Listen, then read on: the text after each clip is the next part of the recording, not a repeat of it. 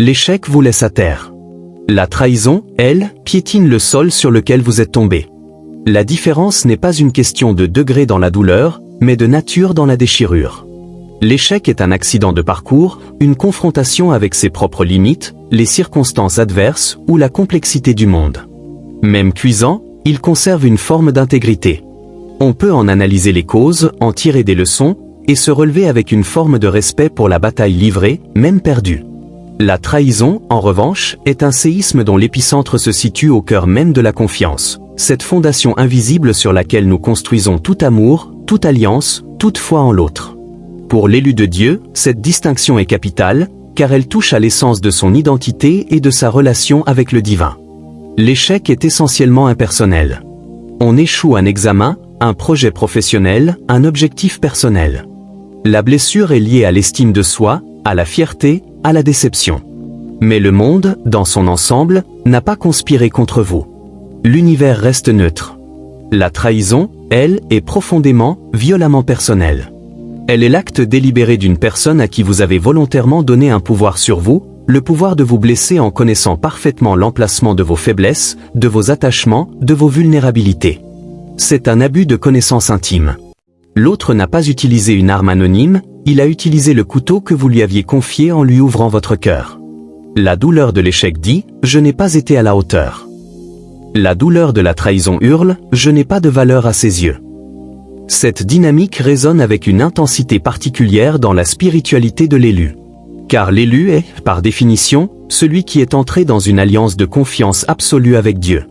Sa vie est construite sur la fiabilité des promesses divines, sur la fidélité de l'époux céleste. La trahison humaine vient donc pervertir et contaminer ce paradigme fondamental. Elle introduit un poison dans le concept même de la fidélité. La question qui surgit n'est plus suis-je capable, mais puis-je encore faire confiance? Et cette question, si elle n'est pas cantonnée, peut remonter jusqu'au trône de Dieu. Si celui que je voyais, que je touchais, en qui j'avais foi, a pu me tromper si profondément, puis-je vraiment me fier à un Dieu invisible? L'échec laisse l'âme meurtrie, mais intacte dans son noyau relationnel. La trahison, elle, fracture l'âme en éclats. Elle crée une dissonance cognitive insupportable, la personne en qui vous croyez n'existe plus. Elle est remplacée par un étranger qui a emprunté son visage. Vous devez faire le deuil non seulement de la relation, mais de l'image que vous aviez de l'autre, et pire, de l'image de vous-même en tant que personne digne de fidélité. Vous vous remettez en question, que ai-je fait pour mériter cela? Quel aveuglement était le mien?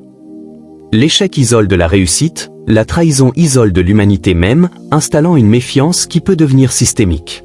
Pour l'élu, le chemin de guérison diverge radicalement face à ces deux blessures.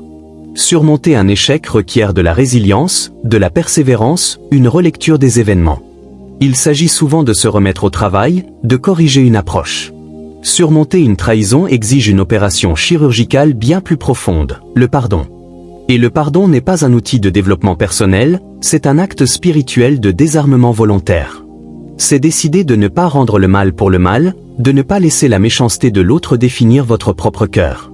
C'est un processus long de déconstruction de l'amertume, de remise de la justice entre les mains de Dieu. C'est accepter que la personne qui vous a trahi vous doit une dette qu'elle ne pourra très probablement jamais rembourser, et choisir, par la grâce reçue du Christ, d'annuler cette dette. C'est infiniment plus difficile que de se relever d'un échec, car cela touche à la justice la plus fondamentale.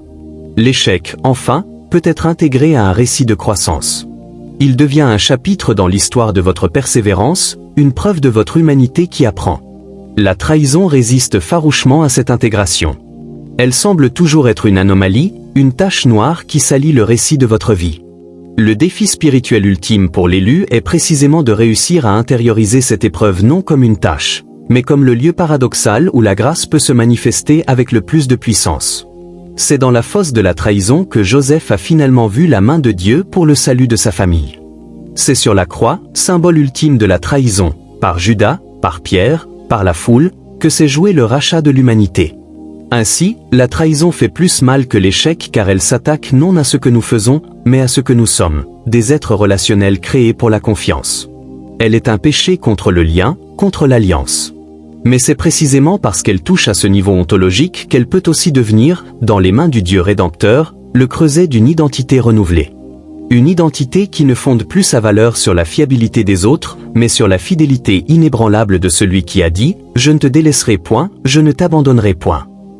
L'élu blessé par la trahison apprend alors une vérité amère et salvatrice. Toutes les alliances humaines sont fragiles et peuvent faillir. Cette découverte, si elle ne débouche pas sur le cynisme, peut conduire à un ancrage plus profond, plus désespéré, dans la seule alliance qui ne trompe pas. La douleur de la trahison devient alors le contraste violent qui fait resplendir d'une lumière encore plus vive la fidélité silencieuse et tenace de Dieu. La douleur de la trahison ne se limite pas à la brûlure immédiate, elle possède une demi-vie émotionnelle dévastatrice, émettant des radiations toxiques longtemps après l'impact initial. Là où l'échec cicatrise, laissant une marque de savoir, la trahison s'infecte, risquant de gangrener tout le territoire de l'âme. Pour l'élu, cet empoisonnement lent est le véritable péril, car il menace non seulement la paix intérieure, mais la capacité même à croire en la bonté fondamentale de la création et de son créateur. C'est une attaque contre la cohérence du monde. L'échec, en effet, préserve le cadre de la réalité. Les lois de cause à effet restent valides. Votre compréhension du monde, même douloureuse, n'est pas radicalement mise en doute. La trahison, elle, fait vaciller ses fondements. Elle introduit le chaos dans un ordre perçu. Si la personne la plus proche peut devenir un agent de votre souffrance, alors rien ni personne n'est absolument sûr. Cette perte de boussole existentielle est une forme de torture métaphysique. Pour celui dont la foi structure la réalité, cette expérience est un tremblement de terre théologique. Elle force à une réévaluation brutale. Dieu est-il souverain dans ce chaos? Permet-il la trahison? Son amour est-il assez vaste pour englober même cette noirceur? C'est ici que la blessure devient paradoxalement sacrée. Car elle oblige à passer d'une foi héritée, ou d'une confiance basée sur l'expérience humaine positive, à une foi forgeronne, trempée dans le feu de la désillusion. L'élu ne prie plus le Dieu des bénédictions évidentes, mais apprend à chercher le Dieu du Sinaï, caché dans la nuée épaisse, ou le Dieu du Golgotha, abandonné sur une croix. La trahison humaine devient le miroir obscur de la fidélité divine. Dans l'abîme laissé par la parole rompue d'un humain, la parole de Dieu, éternelle et inaltérable, peut commencer à résonner avec une densité nouvelle. Elle ne promet pas l'immunité contre la souffrance, mais une présence astérisque au cœur même astérisque de cette souffrance. Le processus de guérison exige alors de séparer avec une extrême précision la douleur de la trahison elle-même, de la signification que nous lui attribuons. La souffrance est réelle, incontournable. Mais le sens que nous lui donnons, cela prouve que je ne vaux rien. Cela montre que Dieu m'a oublié, cela signifie que toute relation est vouée à l'échec est une construction de notre esprit blessé. Le travail spirituel consiste à démonter ces interprétations à la lumière de la vérité supérieure des Écritures. Contre le mensonge, je n'ai pas de valeur, élever la vérité, je suis racheté à un grand prix. Contre le mensonge, Dieu est absent, élever la vérité, le Seigneur est proche de ceux qui ont le cœur brisé. Ce combat est bien plus profond que la simple positivité. C'est un combat prophétique où l'on déclare la vérité de Dieu sur le mensonge de son expérience. Contrairement à l'échec, dont on peut souvent partager les enseignements avec fierté, la trahison impose une cicatrice qui, bien que pouvant être glorifiée avec le temps, reste d'abord un stigmate honteux.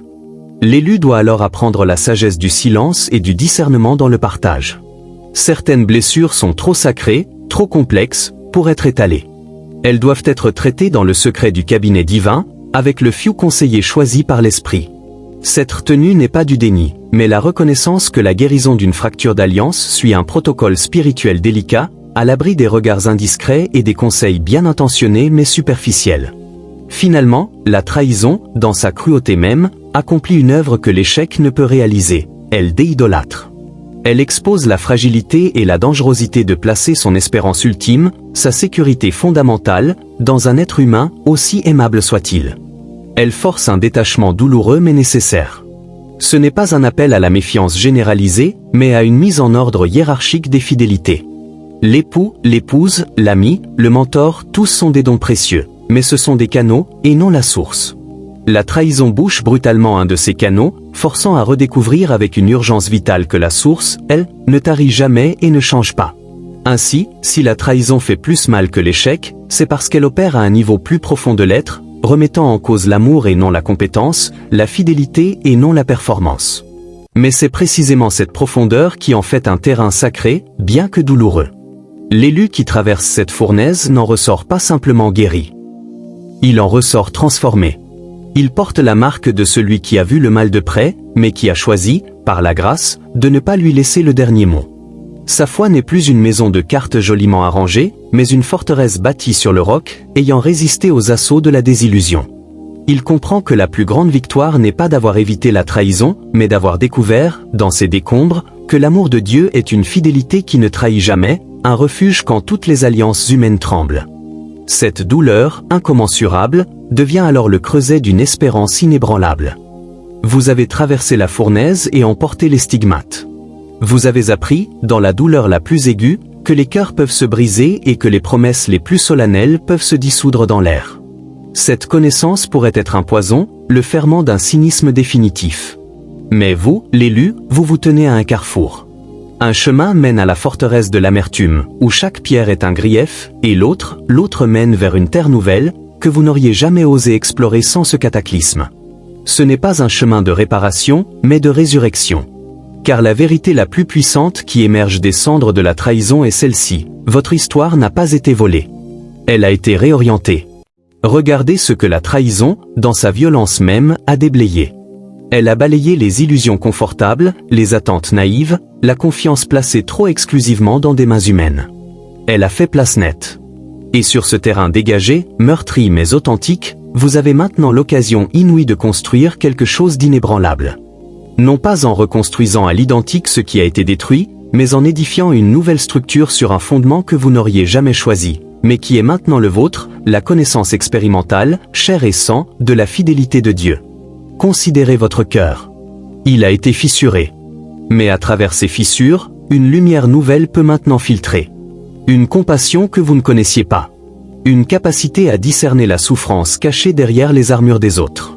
Vous n'écouterez plus jamais une histoire de rupture avec la même légèreté. Votre âme a gagné en profondeur ce qu'elle a perdu en innocence. Cette profondeur est le terrain de culture d'un ministère futur d'une puissance insoupçonnée. Vous ne parlerez pas de réconfort depuis une tour d'ivoire, mais depuis les tranchées de la douleur humaine. Votre témoignage n'aura plus besoin de beaux mots, il sera porté par le silence éloquent de quelqu'un qui a survécu et qui, par la grâce, a choisi de ne pas haïr. Rappelez-vous, vous n'êtes pas défini par ce qu'on vous a fait, mais par ce que vous choisissez d'en faire. La trahison vous a désigné comme une victime. La grâce de Dieu vous nomme maintenant artisan de paix, témoin de résilience, porteur d'une espérance qui a été éprouvée au feu et qui en est sortie plus pure. Vous avez le pouvoir sacré de briser la chaîne. La douleur s'arrête à vous. Vous pouvez décider que le poison ne se transmettra pas, que la méfiance ne deviendra pas votre héritage spirituel. En choisissant le pardon, non comme un déni, mais comme un acte souverain de libération où vous reprenez l'autorité sur votre histoire. Vous arrachez la plume des mains de votre traître et vous la confiez à l'auteur parfait de toute vie. Et voici le secret, la révélation qui transforme le plomb en or. Cette épreuve vous a mis en contact avec une dimension de la grâce que les cœurs intacts ne peuvent qu'entrevoir. Vous connaissez maintenant le Dieu qui se tient près des cœurs brisés, non comme un spectateur, mais comme un compagnon de souffrance. Vous avez expérimenté sa manne dans votre désert, ses eaux vives dans votre sécheresse. Cette intimité forgée dans l'épreuve est un trésor que rien ni personne ne pourra jamais vous ravir. Elle est votre ancre désormais. Vous savez, d'un savoir viscéral, que lorsque tout s'effondre, il demeure. Alors, levez la tête. Vous n'êtes pas un rescapé hagard. Vous êtes un vétéran aguerri de batailles spirituelles profondes. Vous portez en vous la preuve vivante que l'amour est plus fort que la haine, que la grâce est plus puissante que le péché, que l'espérance peut germer dans les sols les plus dévastés. Votre vie n'est pas une tragédie, c'est un récit de rédemption en cours d'écriture. Le chapitre de la douleur a été long et sombre, mais tournez la page. Le prochain chapitre parle de la force que vous avez gagnée, de la sagesse que vous avez acquise, et de l'œuvre puissante que Dieu, dans son dessein mystérieux, veut accomplir à travers cette cicatrice dorée. Avancez. Non pas en oubliant, mais en transcendant. Non pas en minimisant la trahison, mais en magnifiant la grandeur de la grâce qui est venue en relever le défi. Vous avez été trahi par un humain, mais vous êtes resté inébranlablement aimé par le divin. Et cette seule vérité, si vous vous y accrochez, fait de vous non pas une victime du passé, mais un pionnier d'un futur imprégné de sens, de force et d'un amour qui, désormais, ne craint plus rien. Vous êtes maintenant ce pionnier. Le sol sous vos pieds est nouveau, plus ferme que vous ne l'imaginiez. Car vous ne marchez plus sur le sable mouvant de la confiance aveugle, mais sur le roc de la réalité, une réalité où la grâce est apparue plus grande que la blessure. Cette étape, celle qui vient après la survie, n'est pas un retour à la normale. C'est une ascension. Vous avez découvert que vous possédez des ressources intérieures dont vous ignoriez l'existence, des muscles spirituels que seule l'adversité pouvait forger. Regardez-les, ces forces nouvelles, une clarté impitoyable sur l'essentiel, une patience qui sait attendre la guérison sans forcer, un courage tranquille de celui qui a déjà affronté le pire et a trouvé, au cœur de la tempête, un calme surnaturel. Votre perspective a changé de manière irréversible. Vous ne mesurez plus la valeur d'une relation à son absence de conflit, mais à sa capacité de vérité et de résilience. Vous ne cherchez plus des personnes parfaites, mais des cœurs authentiques, capables de s'humilier et de pardonner. Vous êtes devenu un discernant. L'épreuve vous a doté d'un radar spirituel pour détecter la superficialité et la duplicité à des kilomètres à la ronde, mais aussi pour reconnaître la lumière authentique de la grâce dans les autres blessés. Vos relations s'en trouveront purifiées, moins nombreuses peut-être, mais infiniment plus substantielles. Vous construisez désormais sur le roc de la vérité, et non plus sur le sable des apparences. Et votre témoignage ? Il est en train de muter. Il n'est plus seulement une histoire sur ce qui vous est arrivé. Il devient une prophétie vivante sur ce que Dieu peut faire. Vous n'avez pas simplement survécu à une trahison. Vous incarnez la possibilité qu'après la fracture, il y a une forme de beauté nouvelle, une solidité différente, comme l'or réparé par la technique japonaise du kintsugi. Votre vie devient une démonstration silencieuse mais éloquente que les blessures, une fois offertes entre les mains du Rédempteur, ne sont pas des fins, mais des commencements. Les gens chercheront votre présence non pour le drame de votre histoire, mais pour la paix inexplicable que vous dégagez. Ils vous demanderont, comment faites-vous pour n'être pas empli d'amertume ? Et vous aurez l'occasion sublime de parler, non pas de votre capacité à pardonner, mais de la grâce qui vous a été donnée pour le faire. Considérez maintenant cette épreuve comme le matériau brut d'un ministère futur. Cette souffrance ne sera pas gaspillée. Elle vous a enseigné des leçons que vous ne pouvez apprendre dans aucune école de théologie. Vous savez désormais consoler ceux dont le cœur est brisé, car vous avez été là. Vous savez accompagner sans jugement hâtif. Vous êtes équipé pour marcher à côté des âmes en deuil de leur confiance, parce que vous connaissez le chemin. Dieu n'a pas permis cette douleur pour rien. Il l'a sanctifiée, il l'a mise de côté pour un usage sacré. Votre cicatrice est votre lettre de crédibilité pour parler d'espérance aux désespérés. L'énergie qui était autrefois consacrée à gérer la douleur, à analyser l'impensable, à simplement respirer malgré le poids, cette énergie est maintenant libérée. Imaginez cette force canalisée, non plus vers le passé, mais vers l'avenir que Dieu prépare. Vers la créativité, le service, l'intercession profonde, l'amour désintéressé. Vous avez une capacité renouvelée de vous investir, car vous savez désormais que le seul investissement qui ne peut être trahi est celui que vous placez dans le royaume de Dieu. Tout le reste peut trembler, mais cela demeure. Alors, avancez de ce pas assuré du conquérant qui a déjà remporté la victoire la plus importante, celle sur son propre cœur, sur la tentation de la rancune et du désespoir. Le paysage de votre vie est différent, certes. Il est plus austère, moins peuplé d'illusions. Mais il est aussi plus vaste, plus vrai, et il est inondé d'une lumière qui perce à travers les nuages à un angle que seuls ceux qui ont connu la nuit peuvent apprécier. Vous êtes un élu, non pas parce que vous avez été épargné, mais parce que vous avez été choisi pour traverser l'épreuve et en sortir non pas diminué, mais agrandi, porteur d'une grâce plus lourde, d'un amour plus conscient, et d'une foi qui a été testée au feu et qui s'est avérée être de l'or pur. Votre histoire n'est pas finie. Elle entre dans son chapitre le plus puissant. Celui où vous cessez d'être le personnage principal de votre drame pour devenir un témoin, un guide, un porteur de flambeau pour ceux qui marchent encore dans l'obscurité que vous avez connue. La trahison était le creuset. Vous en êtes sorti transformé. Et maintenant, le monde a besoin de la lumière que seul un cœur comme le vôtre, brisé puis recousu par la grâce, peut désormais irradier. Allez-y briller,